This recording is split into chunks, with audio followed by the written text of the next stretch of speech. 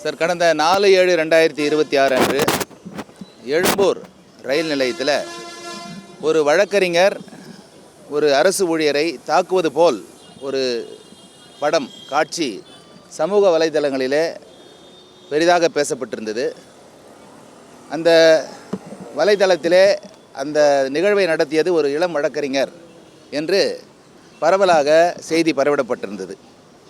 இது குறித்து சென்னை உயர்நீதிமன்ற வழக்கறிஞர் சங்க தலைவன் என்ற முறையிலே ஒரு விளக்கம் அளிப்பது என்னுடைய கடமை.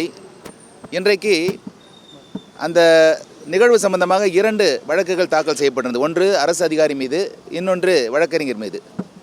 ஒரு 24 வயதுடைய ஒரு வழக்கறிஞர், அவர் எழும்பூர் நீதிமன்றத்திலே பணியாற்றி கொண்டிருக்கிறார்.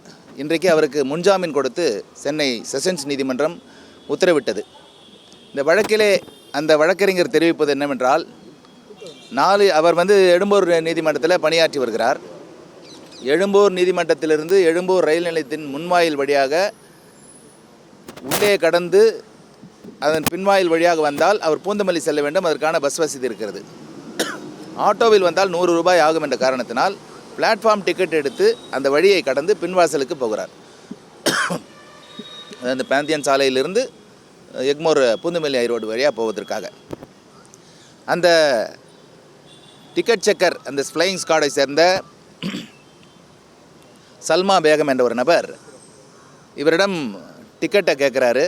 இந்த அம்மா அவர் மொபைல் ஃபோனில் இருந்த பிளாட்ஃபார்ம் டிக்கெட்டை காட்டுறாங்க. ஒரு தவறான குற்றச்சாட்டில், நீங்கள் ட்ரெயின்லேருந்து வந்தீங்க, எக்மோர் கோட்லேருந்து வந்தவங்க எக்மோரில் ட்ரெயின் ஏற தான் செய்வாங்களே தவிர வரமாட்டாங்க. அதுவும் மதியம் ஒரு 2 மணிக்கு நடக்குது. தாண்டி போக போகிறாங்க, வழக்கை முடிச்சுட்டு தாண்டி போகிறாங்க. இந்த இடத்துல வாக்குவாதம் வருகிறது. அவரை ரூமுக்கு அழைத்து சென்று இந்த 2 அரசு அதிகாரிகள் அடித்திருக்கிறார்கள். அதை பொறுக்க முடியாமல் திரும்பி தாக்கும் பொழுது அவர்கள் படம் பிடித்து அதை சமூக வலைத்தளங்களில் காட்டிட்டாங்க. இதுதான் நீதிமன்றத்தில் வாதமாக வைக்கப்பட்டது. மாண்புமிகு செஷன்ஸ் நீதிமன்ற நீதிபதி அவர்கள் இன்றைக்கு அந்த முன்ஜாமீன் வழங்கி அவருக்கு உத்தரவிட்டிருந்தார். அதனால் இந்த வழக்கறிஞர் மீது எந்த தவறும் இல்லை. அந்த ரயில்வே நிலையத்திற்கு அவருடைய மொபைல் ஃபோன்லேயே 13:51 மணிக்கு பிளாட்ஃபார்ம் டிக்கெட் எடுத்திருக்கிறாரு. அது போதும். ஒரு ரயில்வே ஸ்டேஷனில் ஒருத்தர் உள்ளே இருக்கிறதுக்கு அனுமதி தான் அது. ரயிலில் போனதாக எந்த விதமான ஆதாரமும் இல்லை. தவறான குற்றச்சாட்டின் அடிப்படையிலே வேண்டுமென்றே வழக்கறிஞர் மீது வழக்கு பதிவு செய்யப்பட்டிருக்கிறது. அதற்காக இன்று நீதிமன்றத்திலே வாதாடி இன்றைக்கு அவர் உத்தரவு பெற்றிருக்கிறார் என்பதை தெரிவித்துக் கொள்கிறோம்.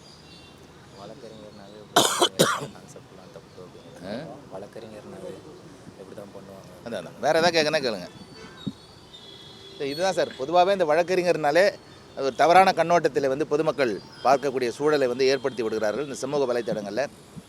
அதனால் இந்த வழக்கில் உள்ள நியாயத்தை நான் பத்திரிகை உலகத்திற்கு தெரிவிக்க வேண்டும், பொதுமக்களுக்கு தெரிவிக்க வேண்டும். அந்த சோசியல் மீடியாவிலே அது ஒளிபரப்ப வேண்டும் என்ற ஒரே காரணத்திற்காக பெண் வழக்கறிஞர் மீது எந்த தவறும் இல்லை, மோகனா என்ற பெண் வழக்கறிஞர் மீது எந்த தவறும் இல்லை.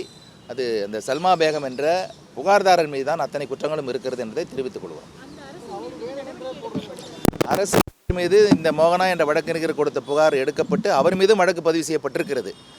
ஆனால் இந்த சமூக வலைதளங்களில் தவறாக சித்தரிக்கப்பட்டு வழக்கறிஞர் ஏதோ அந்த அரசு ஊழியரை தாக்குவது போல சித்தரிக்கப்பட்ட ஒரு நிகழ்வு தவறு. ஒருத்தர் அடிக்கிறாங்க, அடிக்கும்போது அவங்கள ரிட்டாலியேட் பண்ணுவது என்பது சட்டப்படி அவர்களுக்கு அனுமதிக்கப்பட்ட ஒன்று தான். அது மாதிரி இவங்களா போய் தகராறு பண்ணல, வேண்டுமென்றே தகராறை அவர்கள் வரவழைத்து கொண்டார்கள் என்று தான் நான் சொல்ல விரும்புகிறேன். தேங்க்யூ.